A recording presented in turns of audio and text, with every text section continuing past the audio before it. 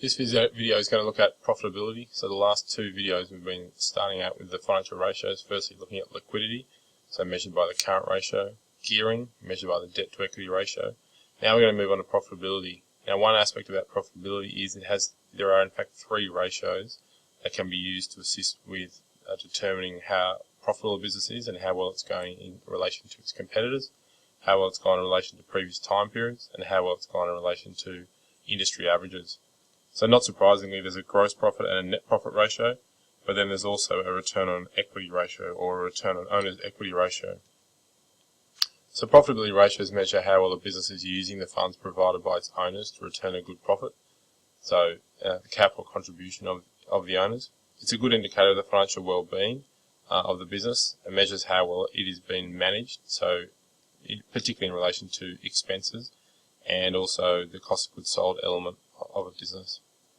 Poor earnings can have a detrimental effect on the company's share price and its ability to pay dividends, and that's why it's imperative that these profitability ratios are being well considered and that they are being well managed in effect to ensure that, particularly for a public company, that their shareholders are happy with how things are going from a profitability perspective and how well these ratios are being, or how well the business is running from a profitability perspective. So what are the ratios? We'll start off with the gross profit ratio. Gross profit ratio is gross profit divided by sales times 100. So again, it's a ratio that's expressed as a percentage. Although it's called a ratio, it's expressed as a percentage. So it's measuring how much gross profit in each dollar of sales effectively, and how much profit is being made just from selling stock, excluding all expenses with the exception of cost of goods sold. We've spoken a lot about cost of goods sold and how it's calculated. Opening stock plus purchases minus closing stock. So here's an example here of a gross profit ratio for I Wish Toys.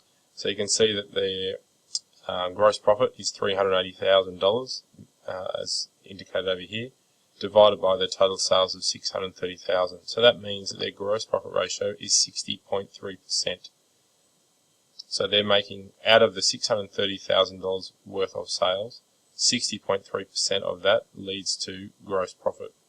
So another way to look at it would be, well, their cost of goods sold is 39.7% of their sales. Now, again, that doesn't really mean anything unless we can compare it to something. We would need to compare it to industry averages, we would need to compare it to previous time periods, and we would need to compare that to other similar businesses in a similar area. But that is the gross profit ratio. Second one is net profit ratio. So almost doing exactly the same, by considering net profit divided by sales, and also looking at the relationship between gross profit and net profit ratio, because there's one significant difference between the two ratios, and that's the expenses of the business. So if making recommendations about how a business can improve its net profit ratio, for example, the one key area you would probably look at is its expenses and trying to minimise those expenses. So the net profit ratio is working out how much net profit is being generated for every dollar in sales. So gross profit is how much gross profit is being generated for every dollar of sales, and net profit ratio is how much net profit is being generated for every dollar of sales. A trend of a declining net profit ratio is indicating that this business is facing increased expenses, it's been inefficient from a management perspective, and probably also that it's facing declining sales. So again, to use I Wish Toys information, here's an example.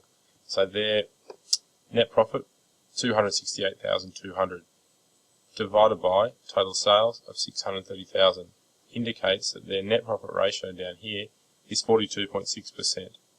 So out of their sales of $630,000, they're able to turn 42.6% of that into net profit. Again, when looking at ways to improve that, although that looks like a pretty good figure, looking to improve that, you would be generally focused on these expenses here. So looking to reduce some of these expenses, but not at the expense of a reduction in sales. The third profitability ratio is the return on owner's equity ratio, and that is trying to measure the profit that is obtained as a return on the owner's invested funds. So the total net profit of the business divided by the contribution that's been made to the business by its owners, and again, percentage expressed as a percentage. So for example, an 8% ROE suggests that for every dollar that has been invested into that business by the owners in the form of owner's equity, the owner is receiving $1 plus 8 cents. Now the important thing about ROE is that you're looking really to compare two alternative investments. So if that business is returning that owner 8%, could that owner achieve a higher return by investing the money elsewhere, for example in a term deposit? So you might get, as it says here, 4% in a term deposit, but the business is returning the owner 8%, so therefore the owner needs to weigh up, is the 8% return worth the risk rather than just putting the money into a passive investment like a term deposit and getting an almost risk-free 4% return. It's important for existing and prospective shareholders who want to see long-term profitability. So if you're looking to invest in that business, you might say, well, what sort of return can I expect to get? What's the ROE of that business? Okay, it's 8%. Well, I'm pretty comfortable with 8% because I can only get 4% in a term deposit, for example. So that looks like a company I might want to invest in. Whereas other investors might view that return as too low, and therefore they will not look to buy shares in that particular company. Additionally, that last point, that it's a measure of how much profit the business made in relation to the amount of capital provided by its shareholders.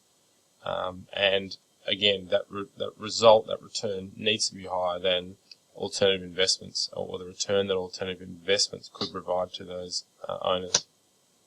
To have another practical example of a return on equity, you can see here again Irish Toys.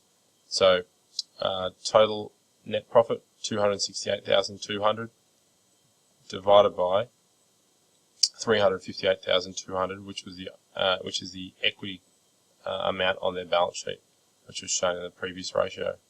And that means that this is an extremely impressive 74.9% return. So if you're looking to invest in this business, I think people would be falling over themselves to invest in it because it's achieving such a high return on equity. So $268,200 of profit for the owner's contribution of $358,200. So an excellent annualized return for that particular business. So there are three key profitability ratios, and in the next video we will look at efficiency in the context of the expenses ratio and the accounts receivable turnover ratio.